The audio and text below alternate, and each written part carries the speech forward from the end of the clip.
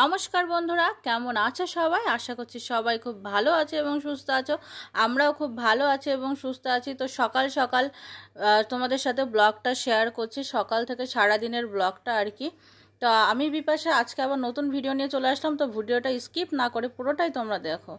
তো সকালবেলা সারাদিনই এই 2 দিন বৃষ্টি হচ্ছিল। তো বর বাজার থেকে নিয়ে আসলো চিকেন, আর এদিকে মাছ নিয়ে এসছে, দেখছি ইলিশ মাছ নিয়ে এসছে আর কি। তারপরে সকাল থেকে মানে তোড়জোড় রান্নার, এদিকে আমি চাপিয়ে দিয়েছি, এদিকে আলু ভাজা করছি, এদিকে ভাতও চাপানো হয়েছে, আর তারপর এদিকে করছি চাপিয়েছি ডাল আর কি।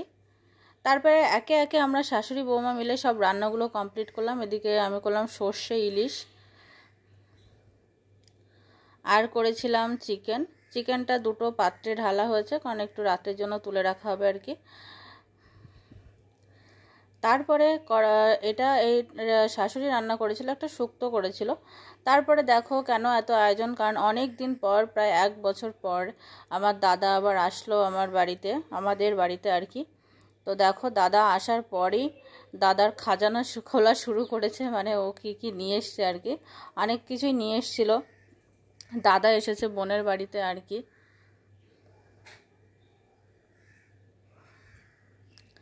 তারপরে ওকে আর কোনো কিছুই না খেয়ে, অনেকটাই বেলা হয়ে গেছিলো, ও এসেছিলো। তারপরে আমি আগে ওকে খেতে বসিয়ে দিলাম, তো খেয়ে নিক আর কি। তো তোমাদের আমার ভিডিওটি কেমন লাগছে অবশ্যই কমেন্ট করে জানাবে, আর তোমরা কে কোথা থেকে আমার ভিডিওটা দেখছো সেটাও অবশ্যই বলবে। তারপরে খাওয়া দাওয়া কমপ্লিট করে বিকালে আমরা সবাই গেলাম একটু ঘুরতে, আমার শ্বশুরবাড়ির পাশে বর্ডার, তো বর্ডারের দিকে আমরা একটু ঘুরতে গিয়েছিলাম।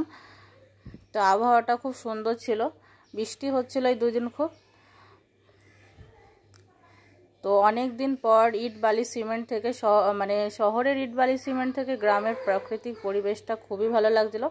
তারপর সন্ধ্যাবেলা আবার আমার শাশুড়ি করছে তালের বড়া, সবাই মিলে তালের বড়া খেয়ে মজা করা হচ্ছিল। আবার রাত্রে রান্না করা হবে, সেটা আর দেখালাম না। রাত্রে ভাত রুটি যে যেমন খাবে, শ্বশুরবাড়িতে এক একজনের এক এক রকম খাওয়ার মতি, তো সেটাই করা হবে আর কি।